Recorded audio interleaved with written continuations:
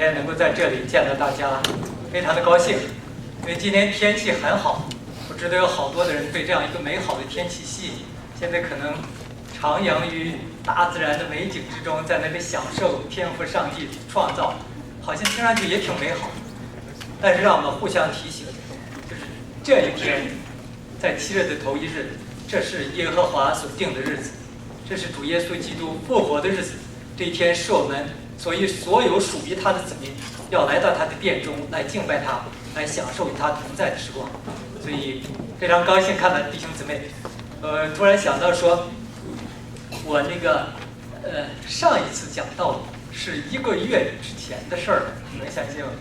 然后之后呢是大管听牧师来讲道，然后是联合崇拜，然后又是建中弟兄，所以一想，哎呦，好像1个月过去了，这样一件事情。回到这儿感觉到好像还挺兴奋的。我就想问大家一个问题，有没有谁记得我上次讲到1个月前我讲到那次那个题目是什么来的？别翻笔记。上写下没关系。是个无与伦比的基督，无与伦比的基督。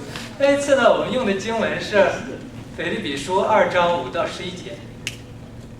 那么今天我们仍然还是用这节经文，这一段经文，腓立比书2章5到11节。那我们从一个不同的角度来看，上一次我们是要我们一起来更深刻地认识这位无与伦比的救主。那么这一次呢，我们就聚焦于第1节、第5节，这里面讲说你们当以耶稣基督的心为心，我们就认真地来思考我们什么叫做以耶稣基督的心为心。所以今天的题目是以耶稣基督的心为心。所以我们一起来祷告。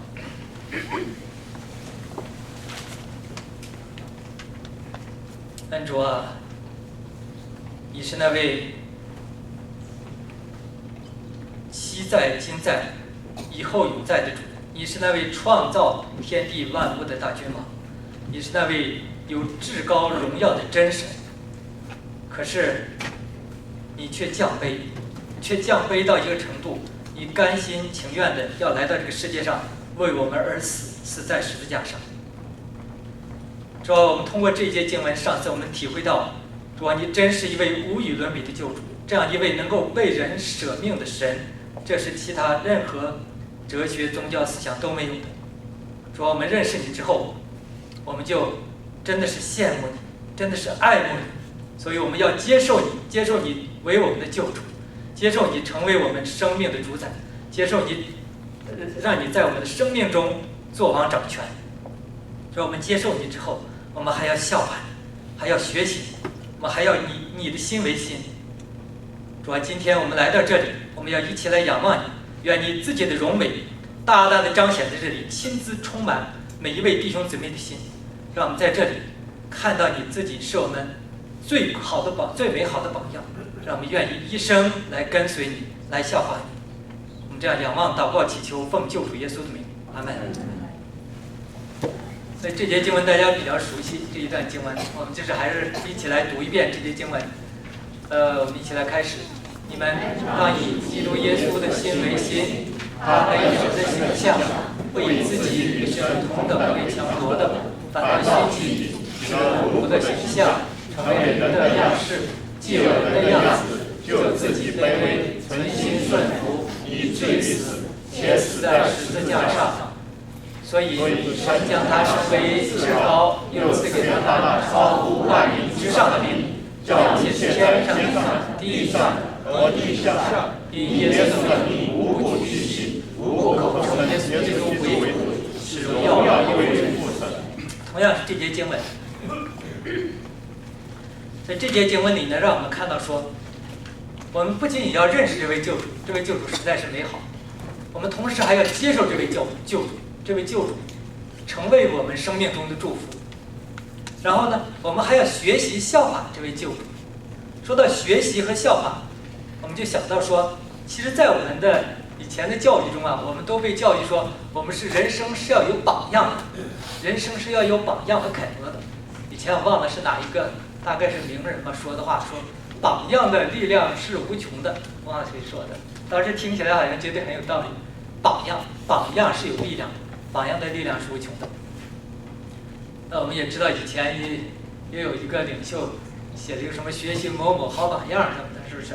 就说明人生呢是要有一个榜样，那个榜样是让我们看到说他是如何的美善，他的道德是如何的美善，然后让我们愿意去跟随去效法他。所以我相信你们每一个人都可能有你们生命中的榜样，你们在人生中可能会有一个形象，叫你们感觉到说非常的羡慕他，愿意要让自己像他那个样式。当然我不知道谁是我们的榜样，谁是我们敬佩的榜样，谁是我们可以学习的楷模，但是可能都有这样一些或者一位几位这样的楷模，成为我们奋斗的动力，成为我们前进的目标。但是当我们认识这位主之后，认识耶稣基督之后，你就发现这位主，这才是我们真正的榜样。因为什么呢？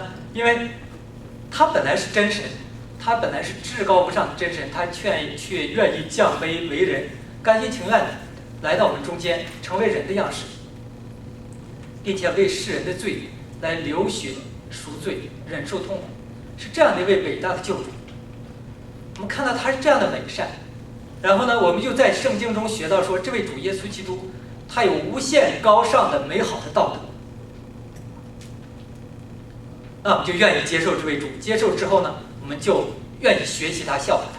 所以从效法或者学习一位榜样来讲，这位集恩慈良善、能力权柄于一身的伟大的荣耀的救主，他是比世上任何其他的所有的那些道德榜样、道德楷模都高出不知道多少倍。所以这位救主让我们看到了真正榜样的光彩，让我们真正的愿意来学习他，来效法他，以便让救主的这个美好成为我们人生中的一部分，能够祝福我们的人生。所以这是今天我们要思考的问题。这段经文呢，我们说第5节讲到说，以基督耶稣的心为心。什么叫以谁的心为心呢？就是有他的那个心肠，有他的思想和情怀。那么思想和情怀表现出来的，一个人的思想情怀表现出来的，就是他的外在的美德，就是他从内在到外在的整个一个全人的那个美善。耶稣基督的心是他整个全人的美善，从他的思想情怀所表达出来的这个美德。那么效法基督的心就是效法基督的美德。其实这一段经文是承接前面我们曾经讲过的，我们在2章1到4节讲到说，我们作为基督徒、基督的门徒，我们要互相扶持，要彼此相爱，并且呢要学习谦虚谨慎。那么后面呢，我们还会有更多的要效法基督的教导。所以这是一个很重要的一段经文，是承前启后的经文。我们希望我们都越来越像主耶稣。那么主耶稣基督的美德太多了，主耶稣基督的美德在圣经里面讲到有很多很多。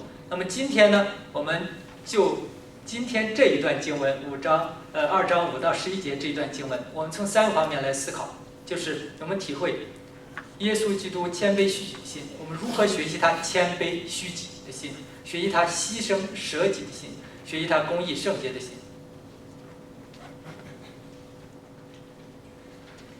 谦卑虚己，实际上这个题目我们总是在讨论，为什么老圣经这么强调谦卑虚己呢？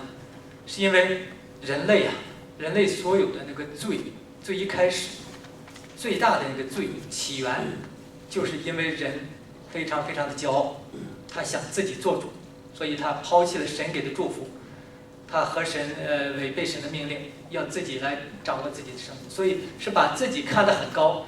这个骄傲在一开始呢，就构成了人类犯罪的一个起始的原因。所以骄傲实际上是通病，是人类通病。有好多人说我不骄傲，我那个很自卑啊。其实自卑是另外一种骄傲，是因为好像说就是怎么老觉得不如人，自己着急到一个程度，然后就没啥好骄傲的，所以就只好自卑。但实际上内心还是一种骄傲的感觉。所以圣经非常强调谦卑，并且给我们树立了一个光辉的榜样，就是主耶稣基督。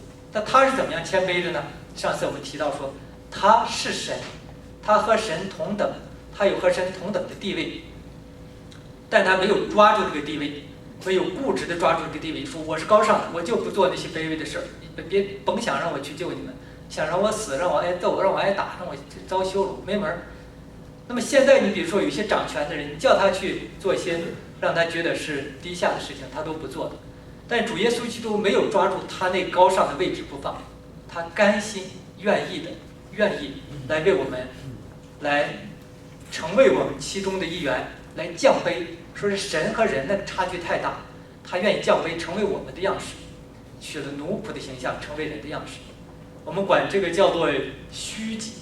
虚己呢，实际上就是说，去倒空自己，把自己原来所拥有的那些优势、那些权柄、那些地位都放下，都完完全全的放下，然后成为一个卑微的人，并且生成一个婴孩。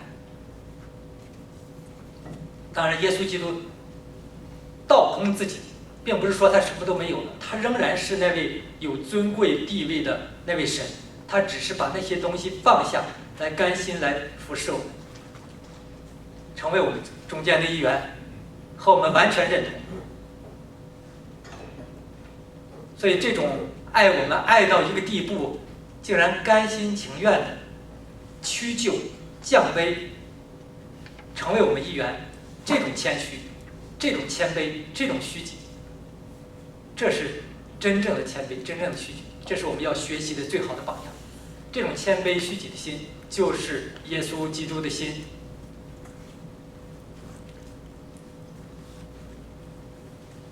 那么耶稣基督为什么要这样的虚己？他为了一个目的，他为了一个整体的目的，就是要拯救我们。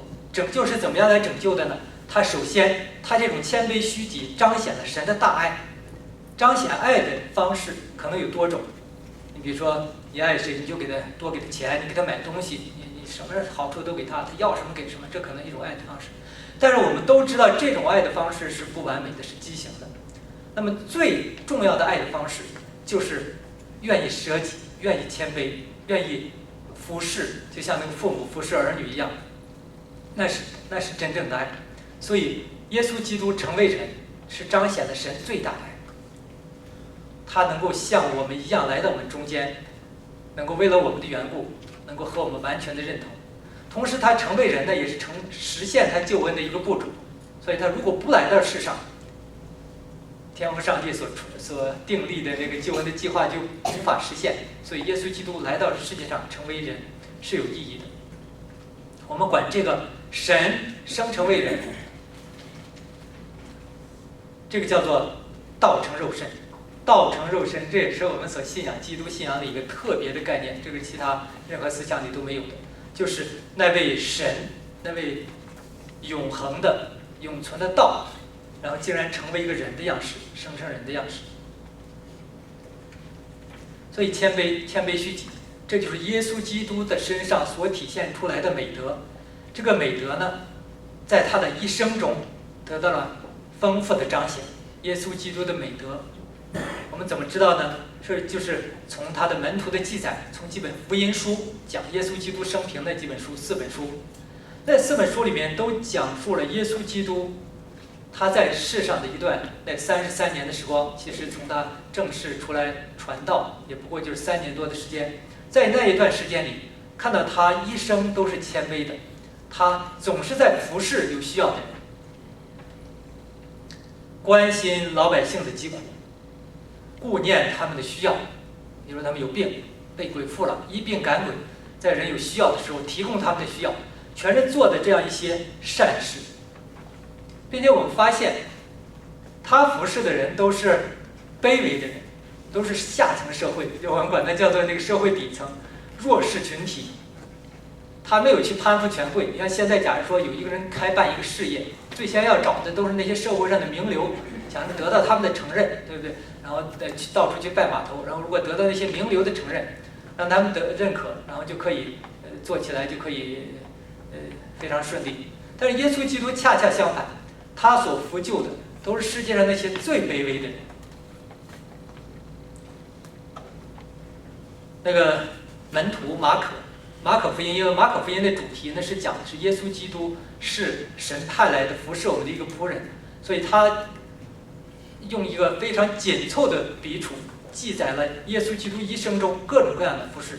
马可福音虽然短，但是那里面的事儿非常多，一个事儿接着一个事儿，都讲的是耶稣基督服侍人的事情。所以那里面讲到他医病赶鬼，讲到他那个供应门徒的饮食的需要，他处处都是在为别人服务。所以马可最后就用一句话来总结耶稣基督他的谦卑，他是如何谦卑的。这里面我们一起来读这一句经文，他说：因为人子来，并不是要受人的服侍，乃是要服侍人，并且要舍命做多人的属下。马可就用这句话精确地表达出耶稣基督他是来服侍我的，他是谦卑虚己来服侍人的。那么耶稣基督谦卑虚己的一个极端的例子，或者说一个特别的例子，就是他为门徒洗脚那个故事。这个故事我们大家都非常熟悉。但是在最后的晚餐，就是耶稣都快要钉十字架，前面那个晚上，他们在外面奔波了一天。他们奔波了一天，你知道那个中东一带啊，有点像我们老家内蒙古的似的，它地方非常干旱，然后都是很大的尘土。他们穿的鞋呢，又是过去那种草鞋，就是随便弄几个攀带一个草垫，然后那个脚都在外面露着，所以走了一天之后，那脚上满是尘土。所以在那边有一个风俗，到谁家去，那个家庭要给提供让这个客人洗脚这样的服务。当然，提供服务一般都是那个家庭里面的奴隶、奴仆、仆人，地位最低下的说：“哎，来客人来，给他洗脚去，就去洗脚去。”在那天，门徒和耶稣他们都来到马可他们家，马可楼。进门之后，没人给洗脚，不知道那天怎么回事。那天好像可能逾越节，放假法定假日，那些那个仆人都回家了。是因为马可家是比较富裕的，那时候有2层楼，应该是比较富裕的，应该是有仆人的。但那时候没有，这门徒当时互相看，面面相觑，谁也不愿意自甘低下去做那个服侍别人的事儿。因为他们刚才就是一路上，他们还在争论呢，说这耶稣这么大本事，这以后我们肯定是复国，建立一个强大的以色列国。这位君王，当然我没人敢跟他争位，是不是？但是他做第一把手，那么谁当2把手呢？谁为大呢？所以这事儿这几个门徒挺纠结，互相在那记个说，哎，这是到底谁为大？甚至还有这个托人情的，找那个妈妈来说情。所以这是当时那些门徒的他们的思想，所以他们不愿意来服侍神，服侍别人，不愿意来服侍别人。所以那个时候，约翰记载，在约翰福音里面记载，13章里面记载，耶稣就离席站起来，脱了衣服，拿了一个手巾束腰，并且用水把水倒在盆里，去洗门徒的脚。洗完了，并且用自己所束的那个手巾给他们擦干。洗完了之后，就穿上衣服又坐下，对他们说：“我向你们做的，你们明白吗？你们明白吗？你们称呼我本是主是夫子，我本来就是。耶稣知道自己的身份，我本来是你们的主。你们说的不错，但是我是你们的主，是你们的老师。我现在来洗你们的脚。你们想一想这个意义，所以让这些门徒来思考。所以门徒当时的反应都是，特别是彼得反应特别有意思。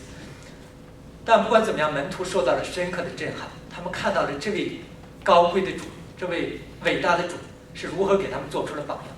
所以耶稣基督自己说：“我给你们做了榜样，你们当照着我所做的，照着我向你们所做的去做。”所以洗脚的这件事情，我们看到说，真的是耶稣基督为我们做了美好的榜样，这就是榜样。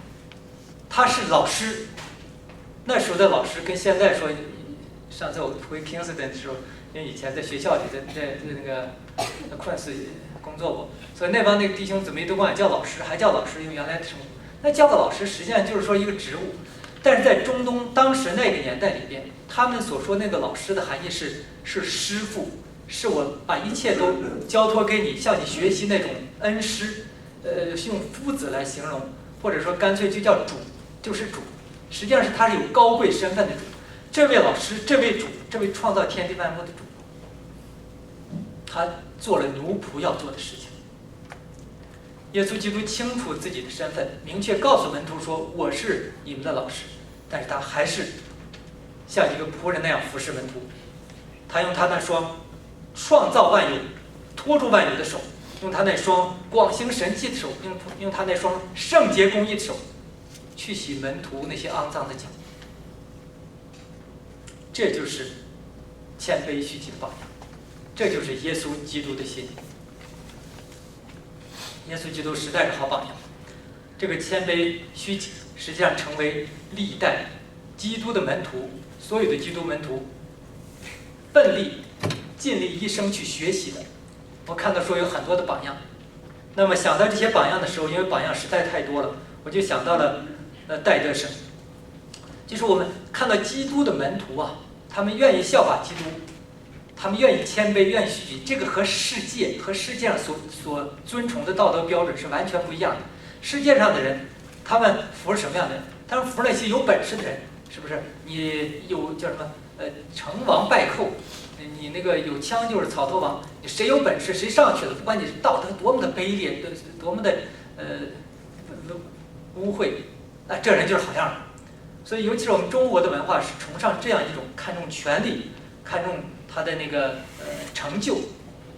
但是说让我们去效法卑微的人，效法那些谦卑的人，我们都谦卑下来。你到一些场合去，大家都觉得你有点落伍了，你 out 了，你这根本是跟不上世界潮流。这时候谁还敢谦卑呀？现在吹都来不及了，谁还敢谦卑呀？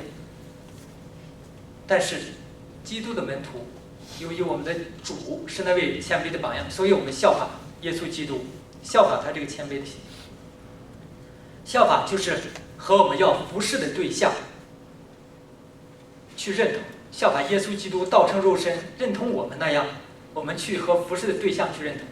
戴德生的故事大家都比较熟悉，其实我是非常非常的感动，就是看到他从1854年到中国之后，在中国一共生活了51年，整个的一生都献给中国。他整个后代从他开始，他的儿子、孙子、重孙，直到我去上这个中华福音神学院那个创始人是戴德生的孙子，是戴绍曾牧师创建的那所学校，在台湾创建那所学校。那么戴绍曾的孙子就是现在比较活跃的这位戴季宗牧师呢，干脆就娶了一个台湾一个中国人做太太。所以他们对中国人的认同，从他们祖辈开始，从戴德生开始，就是一种完全的、全新的认同。戴德生刚去的时候啊，我就想起一个小故事来，说怎么样和中国人认同。大概有一个小故事，说他去的时候，他穿着那个西服，那一套装束，那中国老百姓一看都躲，洋鬼子来了，洋鬼子来了。后来他就有的时候学了中文之后就问说：“你们干嘛那么怕我？就是看你这身儿，我就看你跟我们不一样，你看你这装束，你看这样模样。”戴德生就想，为了和这些人认同的话，他想我应该跟他们一样，所以他提出来，他要打扮成当时清朝人的模样。这个时候差会那些领导是不同意的，说你这是自甘轻贱，你怎么能跟那些蚁民那样那个打扮呢？我们是大英帝国派来的，不应该这样。但是戴德生坚持说，我们要和他们认同，完完全全的认同，成为他们中间的一员。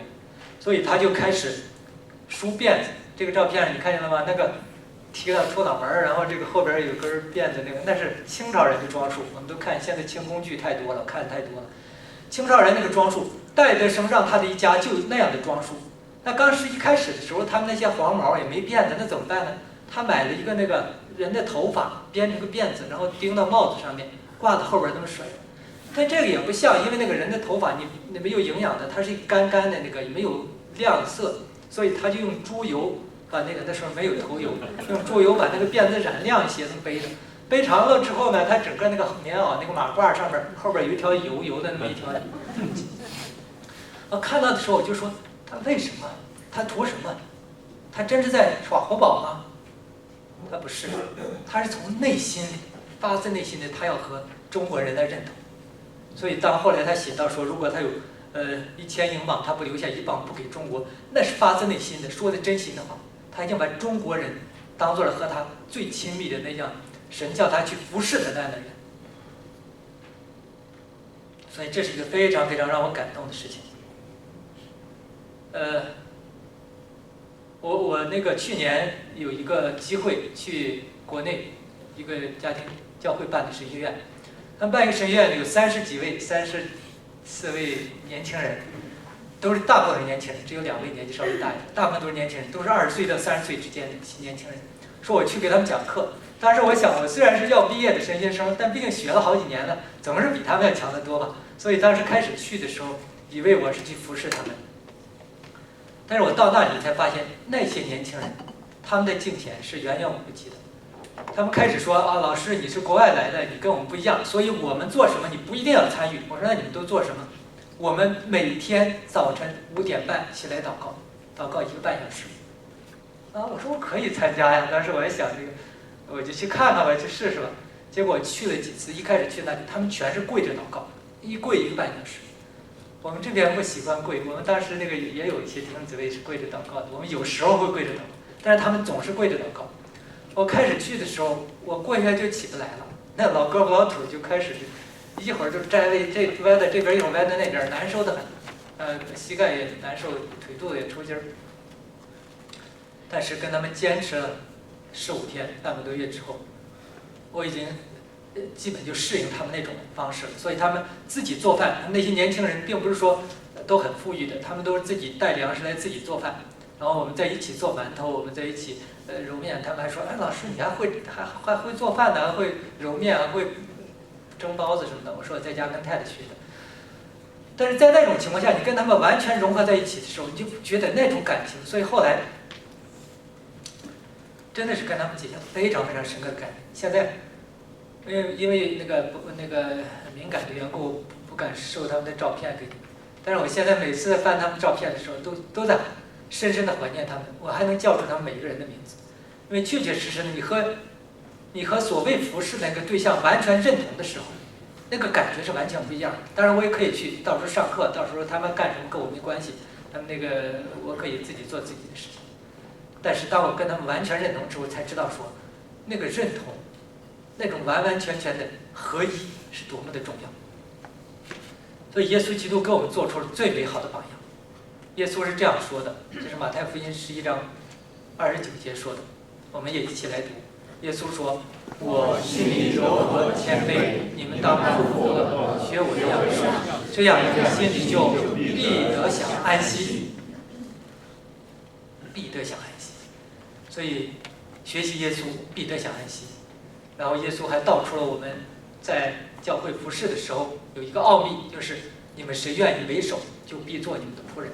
现在我们知道，在教会里一般都不太愿意为首，一般说弟兄你来牵个头，干个什么事？哦，不行，不要找我，不要找我，因为什么呢？开玩笑啊，他们不是怕做仆人，他们还是有的时候说觉得说可能把机会给其他的弟兄姊妹。但是教会服侍跟其他社会上任何的地方都不一样，我们谁愿意牵头，谁愿意为首，就做仆人。所以现在在这里，大家叫我站在这个位置上，就你们清清楚楚，你们是把我放在了一个仆人的位置，我清清楚楚，我现在站到的是一个仆人的位置。所以，如果服侍的有不得体、不周到的地方，请大家一方面指出，告诉我，让我能够改进；一方面呢，有的时候，该原谅就原谅，看那么大岁数了，是不是？所以谢谢大家。所以真的就是这样一种关系。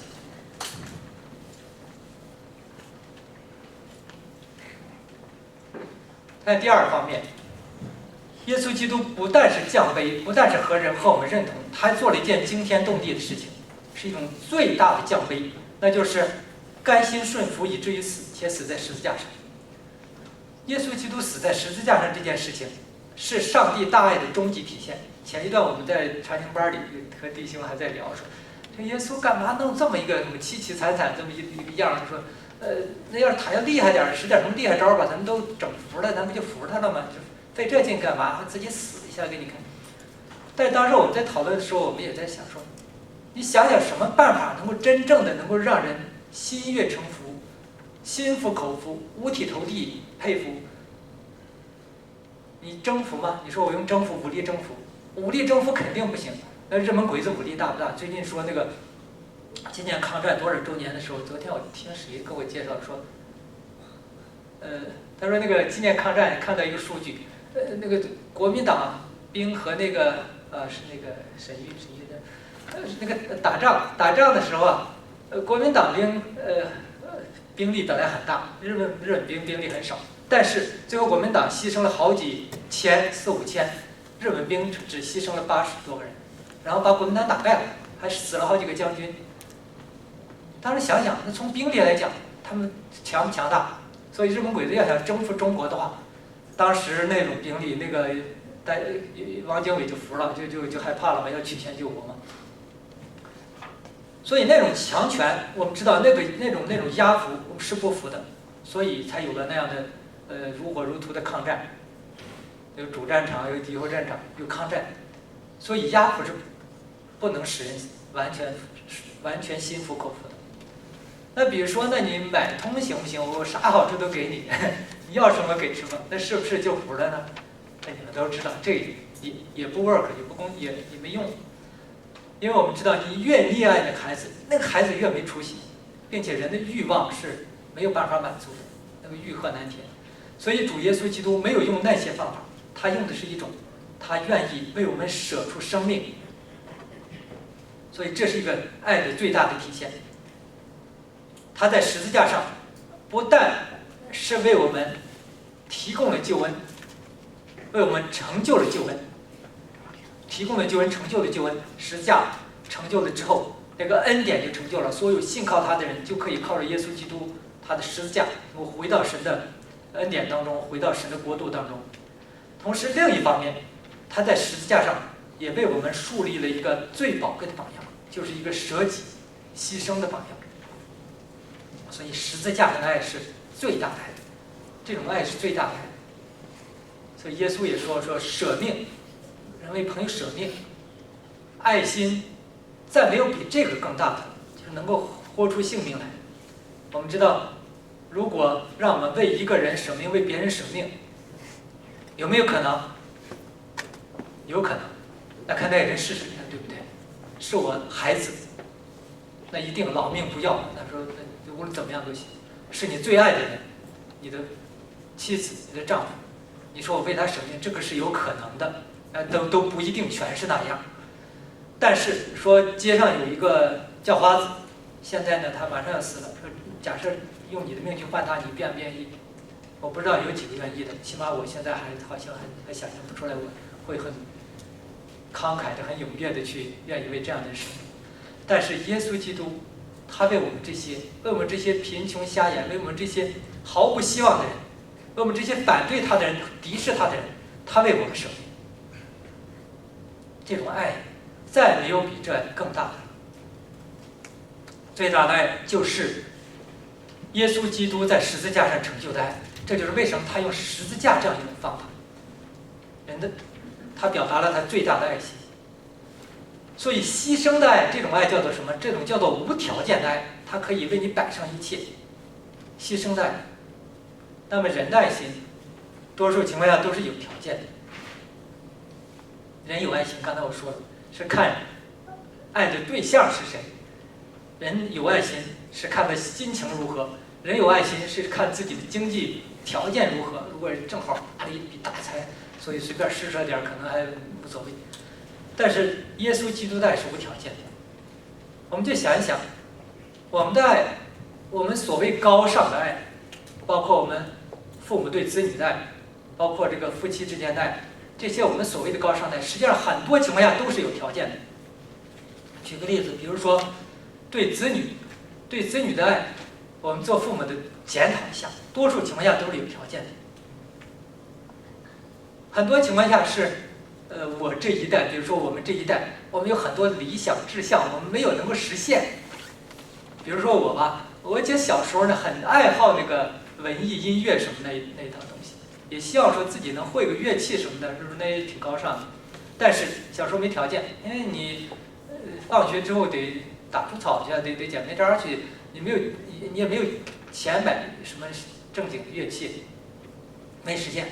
所以后来到我儿子这一代的时候呢，条件虽然也不是太好，大学老师嘛也挣不多少钱，那个时候，但是呢，当时也觉得说，哎，这得让我儿子实现我这个愿望，叫他成为一个音乐家，成为一个这方面有恩赐、有才能露一手，所以我就让他去学琴。结果我儿子去学琴呢，给他当时也买不起钢琴，买个电子琴去学琴。他开始还能跟得上，他就是说是你老师叫他做什么，他都能完成。但是明显觉得他没有那天赋。第一是他不 enjoy， 他非常的 suffering。每次去的时候就牵着羊去展示那样，都是非常难受，他不愿意去。去了嘛，当然跟小孩一块儿在一起弹的时候他还弹，非常不愿意。另外发现他没有天赋，没有我有天赋，我是没机会。那怎么办？后来正好我也出国了，以后反正也顾不上了那时候，所以后来我儿子就没有成为一位文艺上非常有造诣的一位人物。但是我那时候为什么这样积极的想让孩子成为一个出类拔萃的人呢？就是因为想让他来实现我过去没有实现的愿望，实际上是为我自己的面子，为我自己的那个光彩。所以很多情况下，我们这种爱是自私的。我们都希望我们的下一代文武全才，出类拔萃，各方面都是精英，哪个方面都是人才，都是明星。但是最近有一个教育学家，国内有一个中学校长，他说了一句话，我觉得很有道理。他说：“我们都希望自己的孩子成为不寻常的人，但是我们常常忽视一个现实，那就是我们的孩子其实就是一个寻常的人。”你大概不同意说那是你孩子，我孩子才不是，可能你孩子不是，但是我们换一个角度来想，即使你孩子不是一个寻常的人，当然这个寻常看怎么叫寻常不寻常那个概念是，即使你的孩子不是寻常的人，是一个出类拔萃的人，但是为了让孩子拥有世界上所有的才干、所有的本事，而放弃了让他认识神，让他能够得到一个圣经里面所规定的那种人的最高的道德标准，失去了认识人的机会，没有了做人最高的道德标准，那么这个实际上是得不偿失的。所以一想到我们有些弟兄姊妹在把孩子送特长班和来教会之间挣扎的时候，我也觉得很同情他，很同情他。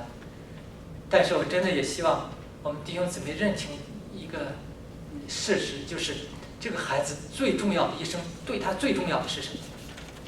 是一定要成为冰球明星吗？成为那个苏联人叫什么来忘了，以前有明星，凡是明星我都记不住他名字。但是成为明星，真的就是我们唯一追求的目标吗？还是让孩子能够成为一个合神心意的人，走在上帝所为他安排的那个蒙福的道路上？所以需要我们来思考。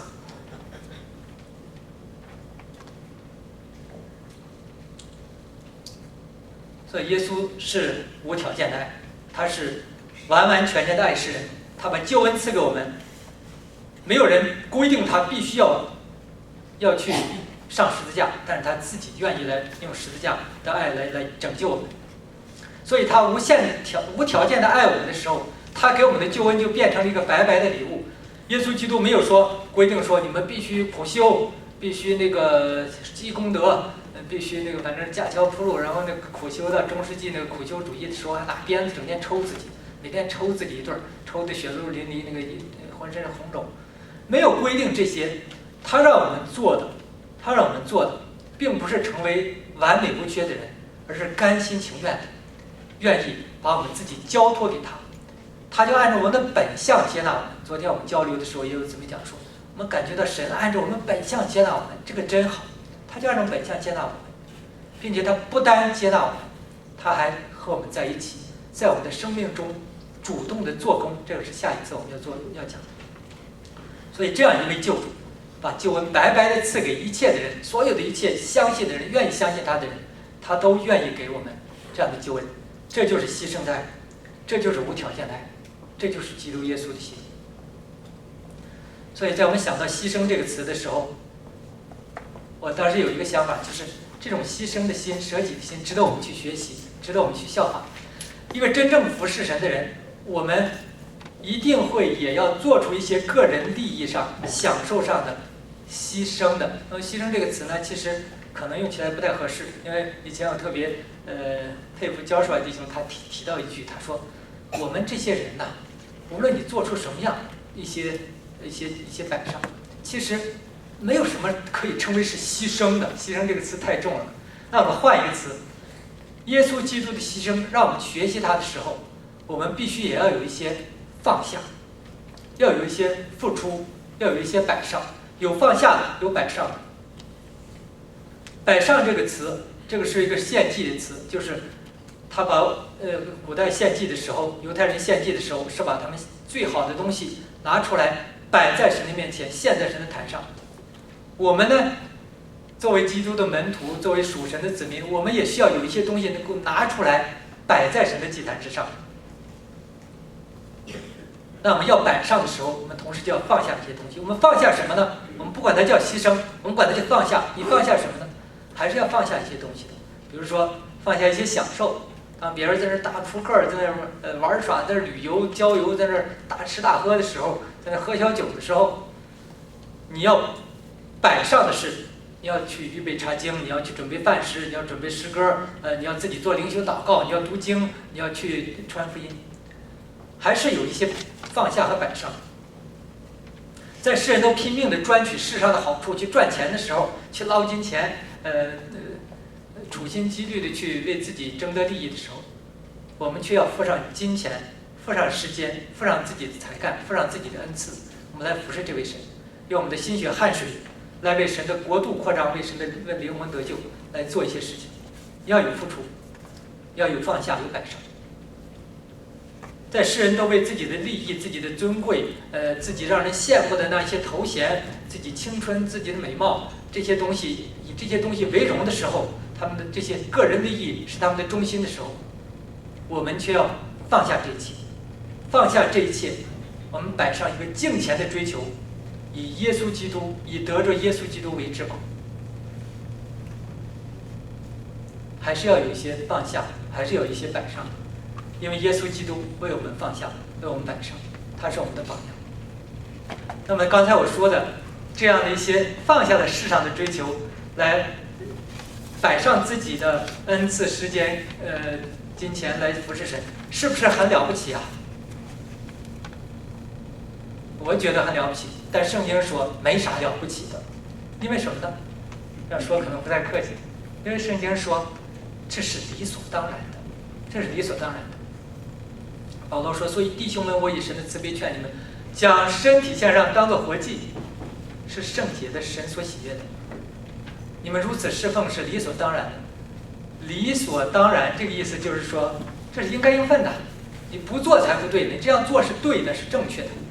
所以我们学习效法耶稣基督的榜样，我们愿意牺牲我们愿意放下自己的一些好处，我们愿意来服侍神，来摆上我们自己的一些时间、才干。”这是理所当然的，这是应该的，这是作为基督的门徒应该做的。在我们教会就有很多这样的弟兄姊妹，他们放下很多，他们摆上很多，但是他们自己谦卑，他们说我们这不叫牺牲，我们这不是说好像说自己挺惨的，也是失去了很多，他们觉得这是在神的国度里边有美好的得着，所以这样的一些弟兄姊妹值得我去学习。当然，这个牺牲呢，也可能我们可以联想的说，我们因为信仰的缘故，可能会受到攻击和逼迫。为什么呢？因为这个世界邪恶。你现在这个世界邪恶到什么程度？最近的美国同性恋婚姻合法化，加拿大早就合法化了，是吧？这个合法化呢，我们觉得说，哎呀，这没办法了，合法化跟我没什么关系。不是，跟我们有关系。为什么有关系呢？最近就有人说了，这些同性恋他们有一个诡计，他们合法化之后，他们就会哥俩或者姐俩就拉着手到你教会来找牧师说：“哎，我愿结婚，给我们证婚吧。”你说我不跟你们证婚，因为你这不符合我的信仰。哎，回头走了，干什么去了？告进去了。所以他一告，现在政府向着他们呀，现在有法律说这是歧视，你这是仇恨，这不行，那个罚款，罚巨款，坐牢。所以有一天我跟同工开会的时候，我说：“哎呀，这有可能过一段，要是我被弄牢里去，你们是不是给我送点饭什么的？看看我。”有一弟兄说：“我跟你一块儿去做。”我觉得心踏实多了，就不再恐惧了。这很可能会发生的。像国内有一个会计师，他做见证的时说，他说老板叫他做假账，他说我不能做，我是基督徒。他说那你当你基督徒就把你会计不要做了。这些事情是很可能发生的，非常可能发生。那我们坚持真理，还衬托出别人的罪性。比如说大家都去喝酒，大家都去唱歌，大家都去洗澡，就你不去，一看你这个人格格不入，跟别人格格不入，人不带你玩的，人跟你过大白了，再跟你就没有朋友关系了，所以会受到一些人的排挤，受到一些人的打击。特别是一些信仰不自由的地方，那些地方你为了信仰的缘故，是可能受到一些真正的逼迫的，比如坐牢，比如说甚至是失去自由、失去生命都有可能。那这些是不是让我们震惊，让我们害怕？不是，因为圣经已经告诉我们了，说我们会有苦难的。耶稣基督也告诉我们，并且耶稣基督也告诉我们说，这个原因是什么？原因就是因为我们不属于世界，我们是耶稣基督从世界上拣选出来的，所以世界就恨我们。但是主耶稣也明确地告诉我们说，我们被义受逼迫的人有福了，因为天国是我们的，天国是我们的，我们是属于天国的。所以这是主的应许，这是一个极大的祝福。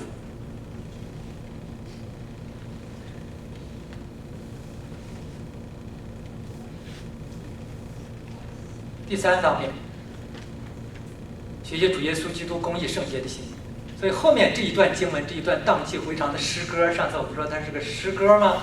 这段诗歌里讲到的说，耶稣基督他不单单是一个谦卑舍己的神，他还是一位公义圣洁的神。这一段说，耶稣基督宣告，保罗宣告，耶稣基督是超乎万名之上，配得天上地下一切的颂赞、敬拜和荣耀。他是一个荣耀的真神，他是一位圣洁、公义的真神。所以我们要学习主的圣洁和公义，主的一生都是圣洁的。我这里讲说他没有罪性，因为有一个牧师他说，希伯来书和合本翻译这一段说，他也曾凡事受过试探，与我们一样，只是他没有犯罪。意思说他是反正没犯罪而已，他要是得机会，他还可能犯罪。有这个牧师是那么分析的，他说这个应该翻译成为，只是他没有罪性，他不可能犯罪，这个才是正确的理解。当然这是咬文嚼字了，但是想想也有道理。耶稣基督说，不是说他只是没犯罪而已，他是不可能犯罪，他没有罪性，他是圣洁公义的神。主耶稣基督的一生就是容神一人的。主耶稣基督在被审判的时候交到比拉多的手里，比拉多是罗马的统治者，凡是独裁统治者对一些公众人物都比较注意。耶稣基督当时是公众人物啊，领一伙人，有几个亲密门徒，还有帮人浩浩荡荡跟着他，5000人走哪块儿，他动不动给你发点面包什么的，然后讲一些道，那都会被政府注意的。但是比拉多注意他一段时间了，发现这个耶稣基督没有做过坏事，所以犹太领袖说啊，你要杀掉他，他不是好人。比拉多说了一句什么话？比拉多说：“我查不出他有什么罪来。”大家记得吧？就是比拉多查不出他有什么罪来，所以主是圣洁无瑕，他没有罪性，他不可能犯罪。这就是耶稣基督的心。主耶稣基督也是公义的，他坚持真理，彰显公义。主耶稣基督唯一的罪是什么？所谓的罪，被定罪的原因是什么？是因为他说他是神的儿子，他当众宣告说我是神的儿子，我就是那一位，我和父神原本为一。这个是把犹太人那些宗教领袖、那些法利赛人给惹火了。他们说，根据我们的律法，谁这样说，谁就是亵渎神，这是死罪，就是这一条是所谓的死罪。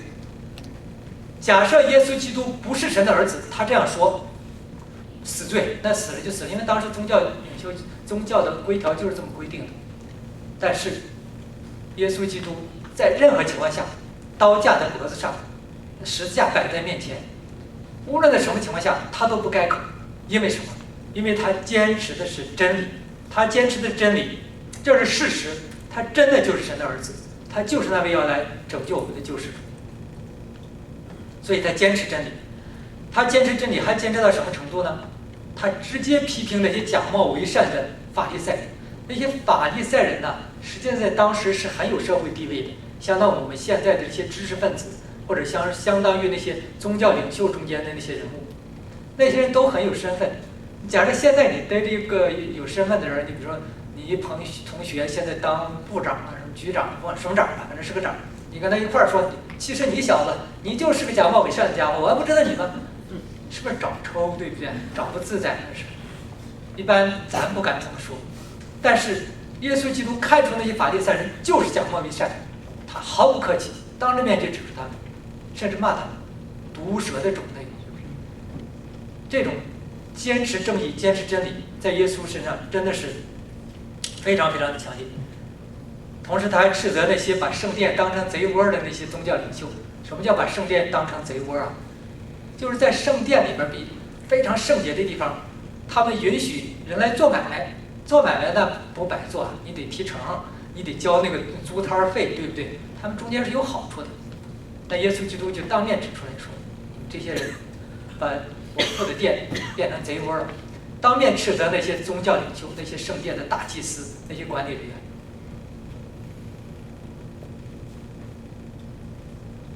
同时，他还公开宣扬耶路撒冷这个城覆灭的命令。耶路撒冷当时那是多重要的城啊！那在以色列人心目中那是圣城。但是现在，比如有人站到北京街头上说，这个北京要变成那个废墟了，要覆灭了，你看不用国安，可能老百姓就把你灭了，就。但是耶稣当时指出的是他看到的是一个真理，他看到说这样一个最充斥的这样一个民族，这样一个情况，那个当时的下场就是那个样子。所以耶稣坚持真理的时候是公开的，是堂堂正正，是一腔正气，是彰显他的公义。所以这就是耶稣基督的心。那我们就要学习耶稣基督，学习他圣洁，效法他圣洁。为什么要学习耶稣的圣洁呢？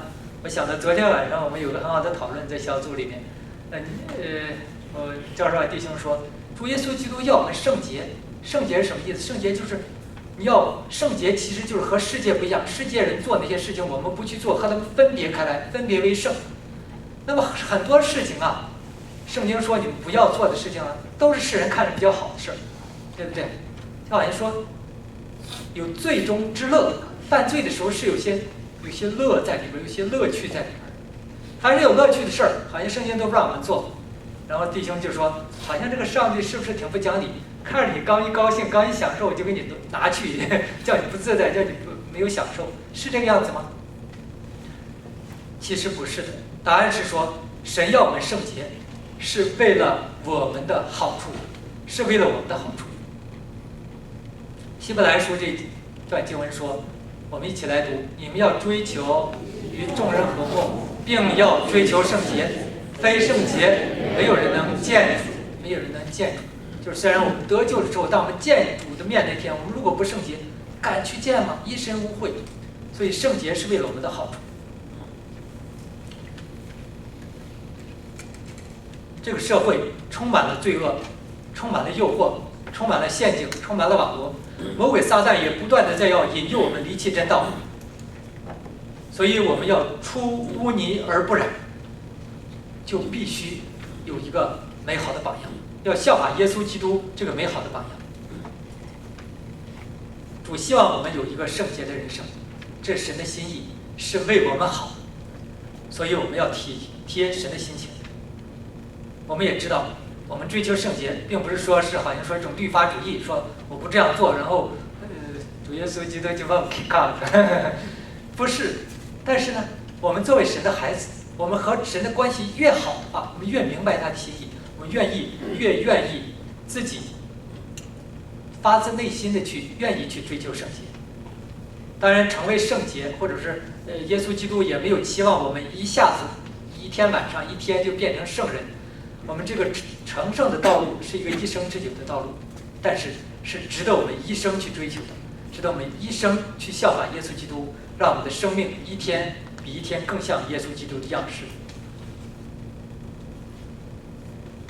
以耶稣基督的心为心，也是要效法耶稣基督的公义。我们说的耶稣是公义，是坚持真理的神，那我们也必须要坚守神的真理，坚守圣经中的道德标准，不向世俗势力妥协屈服。比如现在前一段时间我们那个安省这个性教育法案，那是离经叛道，违背上帝的旨意的，所以我们就旗帜鲜明地站出来。我们有很多在座弟兄姊妹在这方面表现得非常好，我为你们赞美感谢神。我们齐心合力站出来，表达我们作为神的子民，作为基督徒一个符合圣经的一个观点，这是应该的。还有比如说，有人说你们干嘛说世人都是罪人呢？你要说不说这事儿，你说这上帝好，上帝什么怎么都好，你来之后你一求他，你好处就来了，就升官发财，那我就去啊，我就去你们教会啊。你说人都是罪人，都需要拯救，那我就不去了，我听着刺耳难受，不爱听。但是这不是我们想这样说，这是圣经的真理。圣经说我们每一个人世人都犯了罪，亏缺了神的荣耀，所以我们每个人都需要耶稣基督的救恩，都要悔改，这是圣经的真理。所以这样的真理即使可能会惹着一个两个人或者那些不愿意听的人，但是我们还是要坚持，还是要这样说。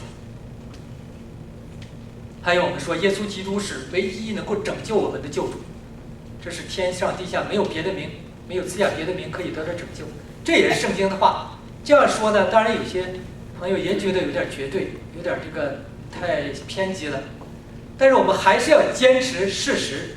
我们说这是圣经告诉我们的真理，我们必须要坚持。而真理就是真的是你在世界上任何其他的那种文化宗教思想里面你找不到救恩的，你找到一些比较好的一些理念，你找到一些可以让你这个人生有一点安慰的那样一些心灵鸡汤，但是找不到救恩的。所以我说，如果我们停留在那些所谓文化上的那些遗产，那些人类的一些好的一些思想上面，那只是停留在一个沙岛之上，那个沙岛上也可以有一些绿地，也可以有一些让你休息的地方，但是还没有到达救恩的彼岸，还没有到达永恒的彼岸。我不希望我的弟兄姊妹，我的好朋友们停留在那一个沙岛之上，而失去了达到救恩彼岸的机会。所以我们仍然要坚持这样的真理，就是耶稣基督是唯一的能够让我们能与神和好，能够得到神救恩的桥梁，十字架是唯一的道路。所以这样的一些真理，我们就要学习耶稣基督的公义。不管我们这样的话别人是不是很喜欢听，但是我们还是要坚持这样的真理，因为这是真的，这是圣经所讲的真理。这就是今天这段经文。这段经文呢，我原来以为没有这么多内容，但是这段经文实际上告诉我们很简单的，就是耶稣基督他在这段经文里给我们体现出来的那个谦卑虚己的心，牺牲舍己的心，圣洁公义的心，是我们效法的榜样。我们体会他这样的心，以耶稣基督的心为心，然后我们就去学习他，去效法他，让耶稣基督这样谦卑舍己、公义圣洁的美德成为我们生命的祝福，成为我们生命的一部分，让这样的一个神的最美好的形象在我们身上能够彰显出来，让我们的生命能够为耶稣基督做美好的见证。这就是今天我们信息的主要的内容。我们一起来祷告。恩主，你是那位谦卑虚己的神，你甘心来到这个世界上和我们认同，你为我们树立了谦卑虚己的榜样。你是那位舍命流血的神，你在十字架上成就了宝贵的救恩。你为了拯救我们，甘愿牺牲自己，你为我们树立了光辉的榜样。恩主，你也是那位圣洁公义的神。主啊，你是坚持真理，甚至连性命都不顾。主啊，我们你也是代表着真理和正义，你也为我们树立了光辉的榜样。恩主，我们就是要学习你，就是要效法你，我们这些属于你的门徒，就是要一生要学习你的美德，让我们自己越来越像主耶稣基督。主啊，求你亲自来帮助我们，我们自己做的不够，做的不好，不能做到，求主你自己来帮助我们，求圣灵来帮助我们，我们把一切的颂赞荣耀都归给我们的主。奉救主耶稣名祷告，阿门。